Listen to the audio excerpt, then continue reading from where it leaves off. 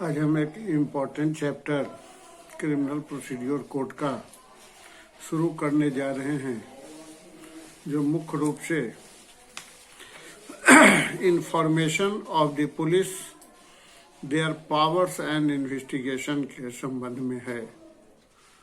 यह चैप्टर अपने आप में क्रिमिनल प्रोसीड्योर कोड का बहुत ही अहम चैप्टर है। जब क्रिमिनल एक्ट की बात करेंगे तो 3 मेजर एक्ट इसमें बहुत ही मुख्य हैं, जैसे क्रिमिनल प्रोसीड्योर कोड 1973 जो 1 अप्रैल 1974 से लागू है, भारतीय दंड संहिता 1860 और इंडियन एविडेंस एक्ट 1872। यह 3 एक्ट के बिना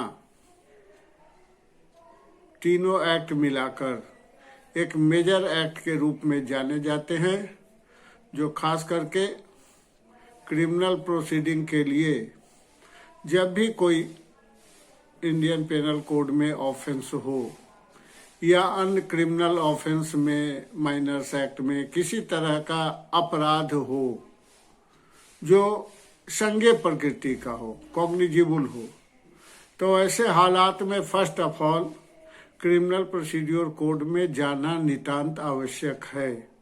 अगर कोई घटनाएं घट जाएं और उसको उसकी प्राथमिकी न दर्ज कराई जाए तो कोर्ट कोई कार्यवाही नहीं कर सकेगा, बशर्ते अगर वह कंप्लेंट के रूप में दाखिल किया जाए तब फिर वहां कोर्ट कार्यवाही कर सकता है। लेकिन फर्स्टली हम इंफॉर्मेशन FIR की चर्चा कर रहा हूं, जो फर्स्ट इंफॉर्मेशन रिपोर्ट 154 CRPC में दर्ज होने की बात क्रिमिनल प्रोसीड्योर कहता है, जो चैप्टर 12 में उद्धृत है। उसके पहले, इस इन्वेस्टिगेशन चैप्टर के पहले 3 सेक्शन की और चर्चा कर देना चाहूंगा, जो preventive action of the police 149, 150, 151 और 152 CRPC और 153 CRPC, जिसमें कहा गया कि पुलिस को इतना इस 4 सेक्शनों में पावर है कि किसी तरह का कोई भी कॉग्निजिबल ऑफेंस होने की संभावना या सूचना मिलती है तो एट वंस पुलिस द्वारा प्रिवेंटिव एक्शन लिए जाएंगे। उस घटना को घटने से रोकने का प्रयास किया जाएगा, जिस संदर्भ में धारा 149 कहती है, police to prevent cognizable offence. साधारण मारपीट, गाली गलौज, छोटी छोटी बातें आए दिन हर एक हम लोगों के समाज में हुआ करती हैं, लेकिन कहीं संज्ञेय अपराध न हो जाए, खून खराबा न हो जाए, चोरी डकैती न हो जाए, लूटपाट न हो जाए। इस तरह से बहुत से ऑफेंसेज हैं जो इंडियन पेनल कोड में कॉग्निजिबल हैं, संज्ञेय प्रकृति के हैं। यानी एक नज़र में कहा जाए जिसमें पुलिस बिना वारंट के अरेस्ट कर सकती है और CRPC के शेड्यूल में वह कॉग्निजिबल ऑफेंस के रूप में विद्यमान है, तो वह ऑफेंस में पुलिस एट वंस गिरफ्तार करेगी। तो ऐसे अपराध को होने के लिए पुलिस को अधिकारिता दी गई कि 149 CRPC में प्रिवेंटिव एक्शन ले। कहीं कोई उस तरह की सूचना मिलती है तो जाकर ऐसा प्रयत्न किया जाए पुलिस द्वारा, उस थाना के जुरिडिक्शन, उस जुरिडिक्शन के थाना अध्यक्ष द्वारा या जो पुलिस ऑफिशियल डिप्यूट है उनके द्वारा, कि किसी तरह से घटनाएं न घटे। Every police officer may interpose the purpose of preventing shall to best of his ability। अब देखा जाए, यह लिखता है बेस्ट ऑफ his ability, माने मारपीट न हो, खून खराबा न हो, किसी तरह से घटना को घटने से बचा दिया जाए।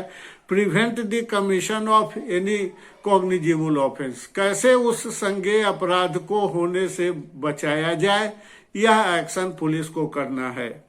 150 कहता है information to design to commit cognizable offence.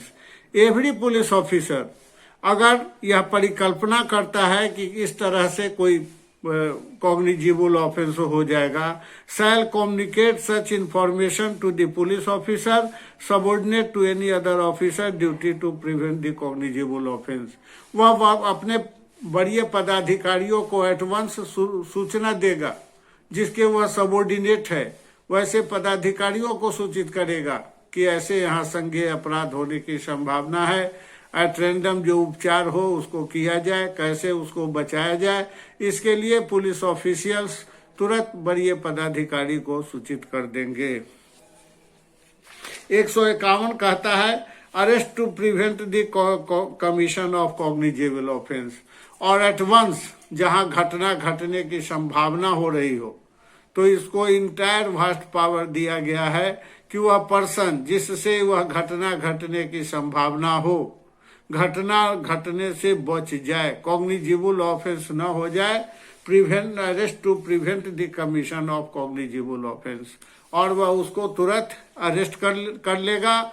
और इतना बात हम लोगों को शुरू से पता है कि किसी भी पर्सन को अरेस्ट करेगा तो 24 घंटा के से ज्यादा के लिए पुलिस डिटेन नहीं कर सकती, एटवांस उसको मजिस्ट्रेट के यहाँ 152 सीआरपीसी में पुलिस को अधिकारता है preventive of injury to public property.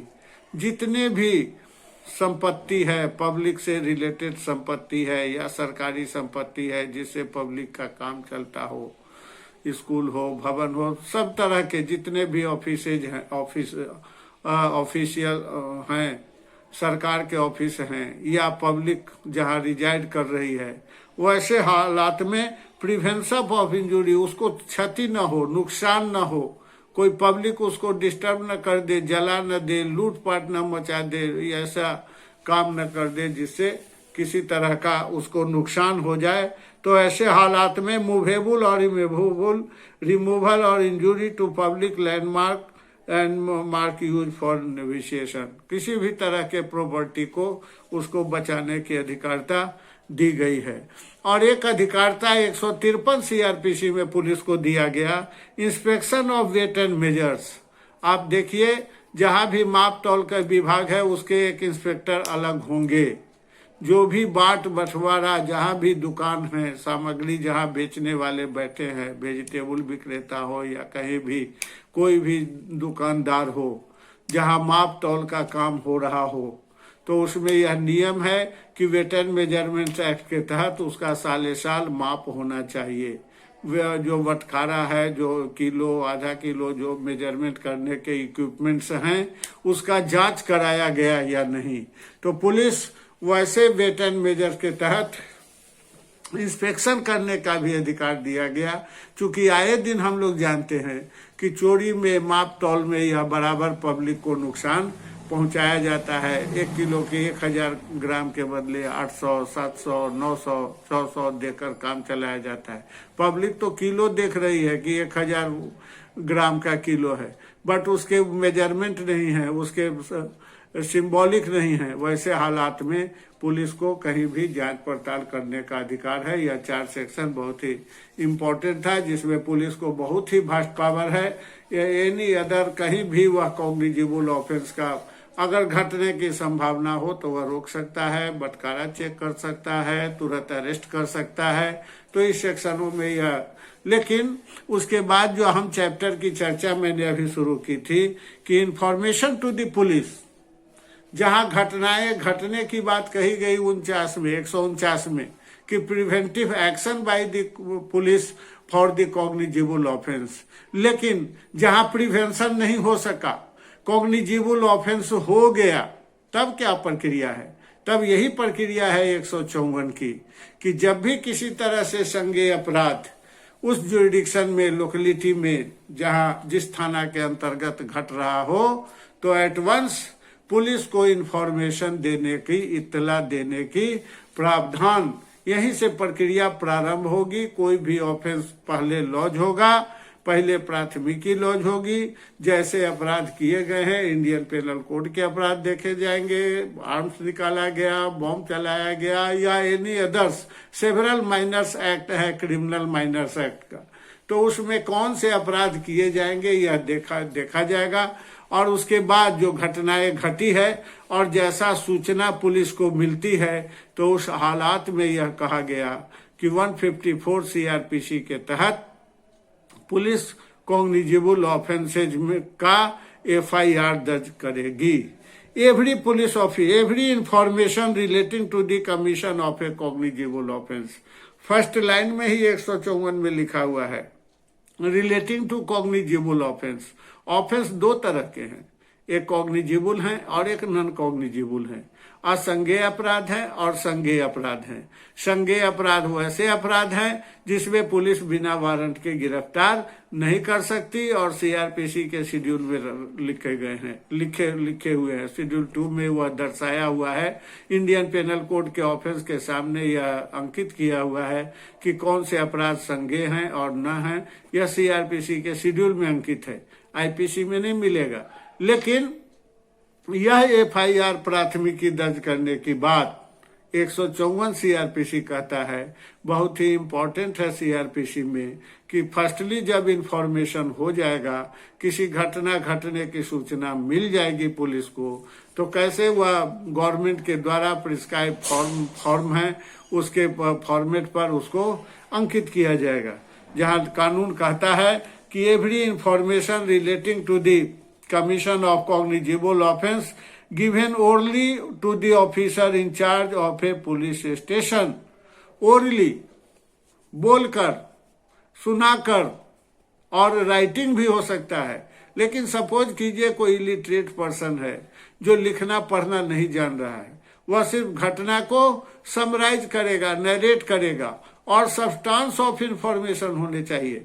बहुत लॉन्ग सूचनात्मक आवेदन नहीं होना चाहिए। जब भी इंफॉर्मेशन हो तो सब्सटेंस में होना चाहिए, संक्षिप्त होना चाहिए। और police station shell be reduce in writing by him और अंडर हिज डायरेक्शन। अगर आदमी लिखने पढ़ने वाला है तो वह खुद अपना हैंड राइटिंग में लिख कर देगा। अगर नहीं लिखने पढ़ने वाला है, एलटीआई है, थंब इम्प्रेशन दे रहा है, तो ऐसे हालात में किसी के कहने, उसके कहने पर कोई व्यक्ति उसको लिखेगा और वह उसको गवाह के रूप में बनेगा, उसका पहचान करेगा कि अमुक व्यक्ति ने यह निशान मेरे सामने बनाया है।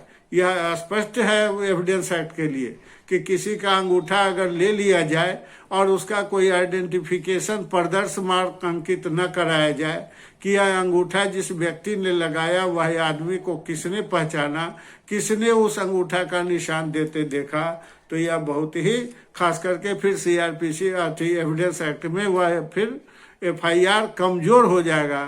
तो ऐसे हालात में ओरली इन राइटिंग या short in writing information and every such information given writing reduce in writing aforesaid shall be signed by the person given it.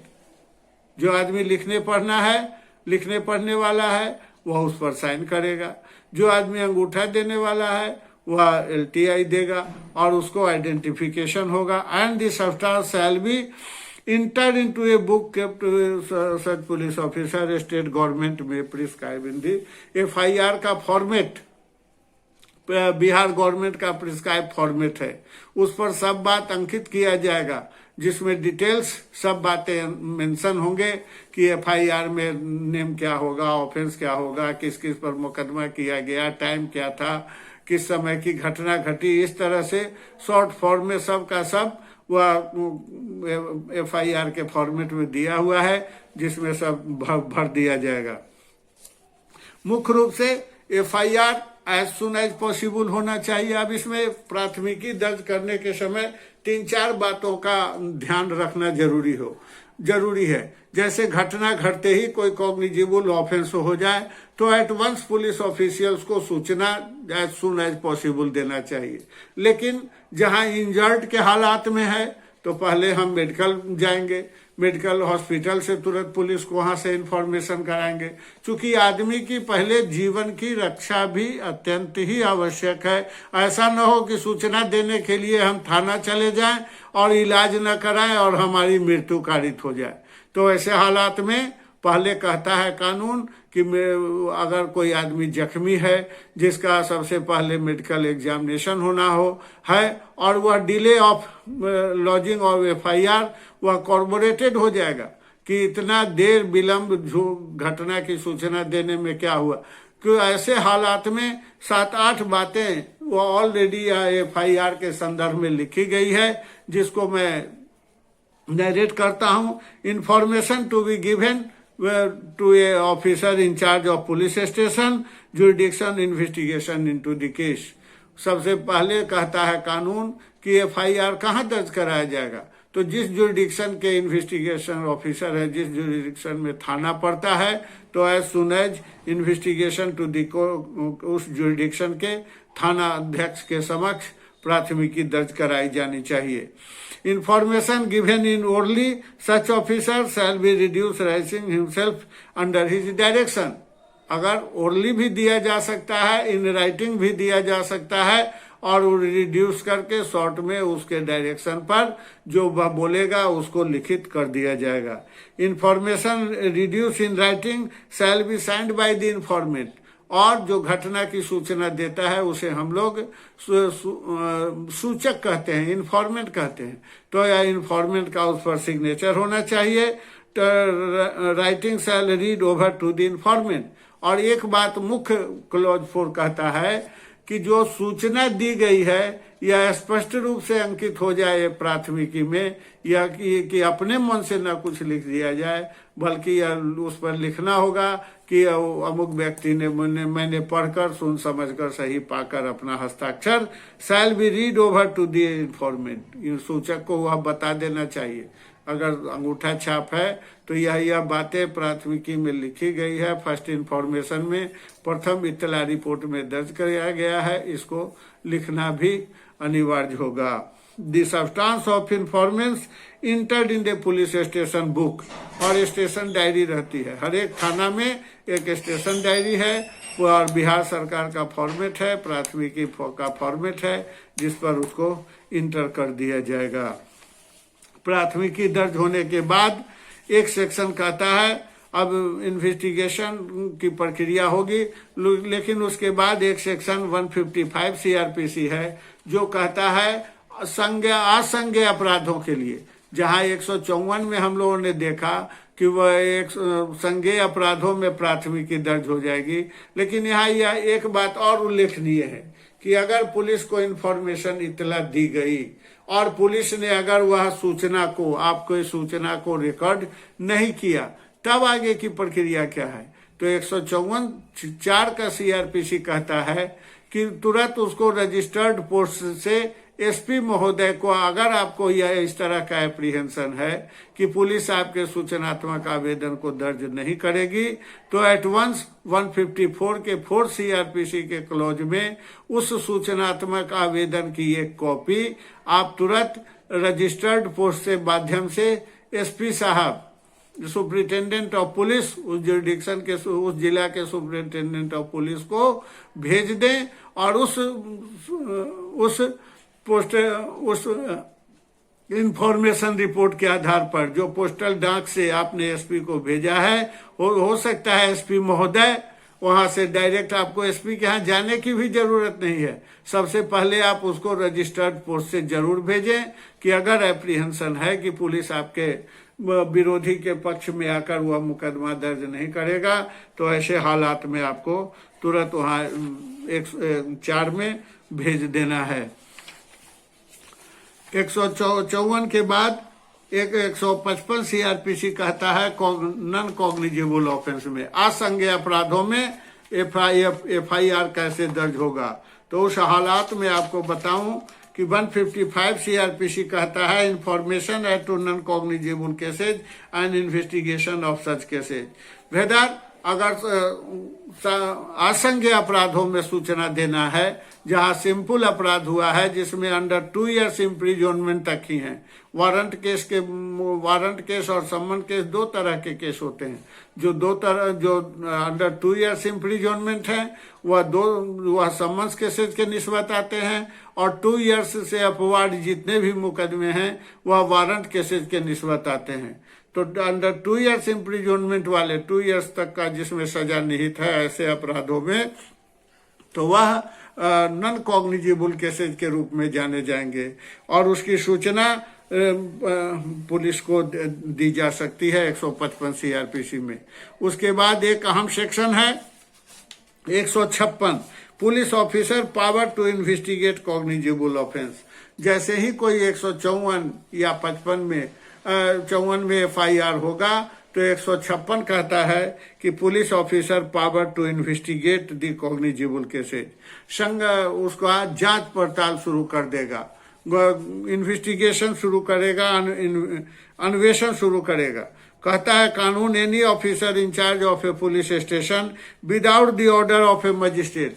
अब यहाँ यह बात उल्लेखनीय है कि इसमें मजिस्ट्रेट साहब की अधिकारिता, जुडिशियल मजिस्ट्रेट साहब की कोई अधिकारिता नहीं है फर्स्ट इंफॉर्मेशन रिपोर्ट में, लेकिन 156(3) में यह जरूर दर्शाया गया कि 154 में जो इन्फॉर्मेशन दिया जाए और 154(4) में SP साहब को भी इन्फॉर्मेशन भेज दिया जाए, फिर भी अगर किसी पुलिस ऑफिशियल्स ने FIR दर्ज नहीं किया तो 156(3) में यह आपको अधिकारिता है कि पुलिस मजिस्ट्रेट को पावर है कि 156(3) के तहत एक कंप्लेंट अगर जो 200 में फाइल होगा तो उस कंप्लेंट को प्रेयर पर सूचक के प्रेयर पर उसे 156 क्लॉज 3 CRPC में रजिस्टर्ड एंड इन्वेस्टिगेशन के लिए भेजा जा सकता है। एनी मजिस्ट्रेट इन पावर अंडर सेक्शन में सच इन्वेस्टिगेशन एवं मेंशन। तो 156(3) में पुलिस को वह इन्वेस्टिगेशन करने के लिए, जांच पड़ताल अन्वेषण करने के लिए भेज दिया जाएगा। 157 CRPC कहता है प्रोसीड्योर फॉर इन्वेस्टिगेशन। अगर कोई मुकदमे 154 CRPC में दर्ज किए जाते हैं और 154 के अलावा अगर 156(3) में ही दर्ज किए जाते हैं, पुलिस अनुसंधान 157 में प्रारंभ करती है और इन अनुसंधान प्रारंभ करने के बाद अगर वो उनको इनिशियल स्टेज में ही लगता है कि यह मुकदमे गलत प्रवृत्ति के हैं, झूठे प्रवृत्ति के हैं, इसमें बहुत अनुसंधान की आवश्यकता नहीं है, तो ऐसे हालात में 157 CRPC में ही वह इन्वेस्टिगेशन बंद कर देगा। If from information received any officer empowered in section 156 the offence of a police station not below the rank of subordinate below the rank of SI by the general and special order if necessary to take recovery of arrest। तो सबसे पहले 157 की जब प्रक्रिया होगी 154 में FIR दर्ज करने के बाद या 156(3) में दर्ज करने के बाद 156 में पावर आता है पुलिस को इन्वेस्टिगेशन करने का, और इन्वेस्टिगेशन में अगर पुलिस को 157 में ही पाया गया कि अगर आवश्यकता नहीं है इन्वेस्टिगेशन की, मामले में पर्याप्त साक्ष्य नहीं उपलब्ध हो रहे हैं, पर्याप्त एविडेंस नहीं मिल रहे हैं, तो ऐसे हालात में 158 में रिपोर्ट भेज दिया जाएगा। Every report sent to a magistrate direction the submit through such superior officer special appointment that behalf. उस हालात में यहाँ इन्वेस्टिगेशन इसी जगह बंद कर दिया जाएगा, लेकिन जनरल केसेज में नहीं, एक्सेप्शंस केसेज में इस तरह की प्रक्रिया अपनाई जाती है जब यह इंफॉर्मेशन पुलिस को जांच पड़ताल करने में, शुरू के इन्वेस्टिगेशन में यह प्रतीत होता है। लेकिन 159 CRPC कहता है पावर टू होल्ड इन्वेस्टिगेशन और प्रिलिमिनरी इंक्वायरी। इस हालात में वह 159 में इन्वेस्टिगेशन प्रारंभ कर देगा और 160 में कहता है police officers to require attendance of witnesses.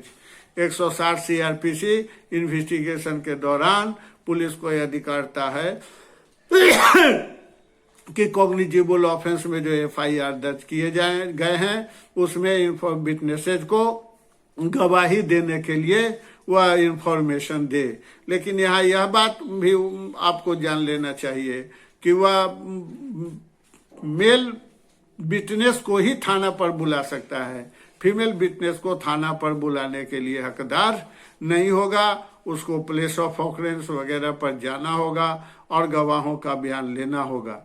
लेकिन 160 में कानून कहता है कि रिक्वायर अटेंडेंस ऑफ विटनेसेज को सूचना भेजी जा सकती है और थाना पर बुलाकर उसके एविडेंस को रिकॉर्ड किए जा सकते हैं। और examination of witnesses by the police, सबसे अहम प्रक्रिया सीआरपीसी का 161 सीआरपीसी है। जब पुलिस इन्वेस्टिगेशन जब प्रारंभ करती है तो जो गवाहों को 161 में प्रेजेंट होने के लिए निर्देशित किया गया, उन गवाहों का बयान 161 में police day to day case diary अंकित करती है। इन्वेस्टिगेशन जब प्रारंभ करेगी तो पुलिस को बिहार सरकार के द्वारा फॉर्मेट दिए जाएंगे केस डायरी अंकित करने के लिए, और day to day time to time उसमें जो भी इन्वेस्टिगेशन होगा, जो भी अन्वेषण होगा उस केस डायरी में अंकित करेगी। तो 161 सीआरपीसी में यह अधिकारिता दी गई कि पुलिस गवाहों का बयान वह अंकित करे, जो भी गवाहों को बुलाया गया सभी गवाहों का बयान अंकित करे। जनरल और special order the any person support to acquainted with the facts and circumstances of the case. Such person shall be bound to answer truly or question relating to such put him by the other question and answer. Police जो पूछेगी वह कानून कहता है कि police के द्वारा पूछे गए सभी क्वेश्चनों को बोलने के लिए स्वतंत्र होंगे, उनको आंसर देना होगा कि घटना के संबंध में जो भी घटना घटी है उस संदर्भ में अक्षरशः हूबहू सत्य बताना होगा पुलिस को कि यह घटना के संबंध में किस बात की जानकारी है। 162 सीआरपीसी कहता है, 162 सीआरपीसी कहता है कि जब भी पुलिस को statement of police not to be sign, अब देखा जाए हम लोग जानते हैं कि पुलिस के द्वारा जो भी स्टेटमेंट या एविडेंस रिकॉर्ड किया जाता है वह कोर्ट में उसकी कोई भी एविडेंसरी वैल्यू नहीं है। कारण 162 सीआरपीसी देखिए, जिसमें लिखा गया कि statement of police not to be sign, जो पुलिस के द्वारा स्टेटमेंट किए जाएंगे, जिस व्यक्ति की गवाही 161 सीआरपीसी में ली जाएगी उसमें गवाहों का कोई दस्तखत नहीं कराया जाएगा, न पुलिस ऑफिशियल सिर्फ दस्तखत करेंगे, बल्कि वह एक अनुसंधानक के रूप में रहेंगे, जिसमें जब गवाही देने के लिए आएगा तो उनसे पूछा जाएगा कि आपने अमुक अमुक व्यक्ति की गवाही ली थी। लेकिन साइंड लेने की बात कानून या सीआरपीसी नहीं कहता। इसीलिए हम लोग जानते हैं कि एविडेंसरी वैल्यू में जुडिशियली इसका इम्पोर्टेंस खत्म हो जाता है। कारण यही है कि जो पुलिस जो बयान लेती है वह शपथ पर बयान लेने का हकदार नहीं है, जबकि कोर्ट में जो भी बयान लिया जाता है सबसे पहले ऑन ओथ दिलाया जाता है। Use of statement, no statement made any person to a police officer under this chapter shall be reduce in writing signed by the person shall make a statement और एनी रिकॉर्ड विच पुलिस में otherwise and such a statement record used for any purpose say by thereafter as inquiry trial respect of such person। तो statement में sign नहीं होगा और not use of evidence, यह evidence के रूप में नहीं माना जाएगा जब तक उसका उसी गवाहों का बयान फिर से पुनः कोर्ट में शपथ पर न दे दिया जाए कि हमने उस घटना के संदर्भ में अमुक अमुक बात पुलिस के समक्ष कही थी या इस बात को जानते हैं, जब तक corporation of evidence on oath नहीं किया जाए। लेकिन यह स्पेसिफिक 162 कहता है कि स्टेटमेंट साइन नहीं होगा। 163 कहता है no inducement to be offer, police officer किसी तरह से उसको बहका के, प्रॉमिस करके, थ्रेट करके कोई स्टेटमेंट उसका रिकॉर्ड नहीं करेगी। No police officer authority shall be make cause of offer to make any such inducement, threat, process और mention under section 24 of Indian evidence act. कहा जरूर जाता है कि पुलिस किसी तरह से थ्रेट नहीं करेगी, दबाव नहीं करेगी और तब ऐसे हालात में इस स्टेटमेंट को रिकॉर्ड किया जाएगा, लेकिन 163 उससे बात करता है। और 164 सीआरपीसी है recorded of confessional statement of confession and statements, या जब भी कोई व्यक्ति को गिरफ्तार किया जाएगा या किसी गवाहों का बयान बिफोर मजिस्ट्रेट रिकॉर्ड करना है तो 164 सीआरपीसी की प्रक्रिया बहुत ही अहम है, क्योंकि जो स्टेटमेंट मजिस्ट्रेट साहब के यहाँ प्रोड्यूस किया जाएगा। लेकिन यह इतना बात जरूर जानना है कि यह मैटर इन्वेस्टिगेशन के दौरान ही चलेगा। इन्वेस्टिगेशन के बाद किसी विटनेस का बयान 164 सीआरपीसी में आफ्टर कंप्लीशन ऑफ इन्वेस्टिगेशन नहीं हो सकता है। फिर कल चर्चा करूंगा। इन्वेस्टिगेशन चैप्टर बहुत ही इम्पोर्टेंट चैप्टर है और थोड़ा सा लंबा है, इसको अच्छी तरह से हम लोग पढ़ें। 173 सीआरपीसी में जाकर यह क्लोज होगा जब फाइनल फॉर्म सबमिशन किया जाएगा। कल इसको पूरा करूंगा। Thanks a lot to my students.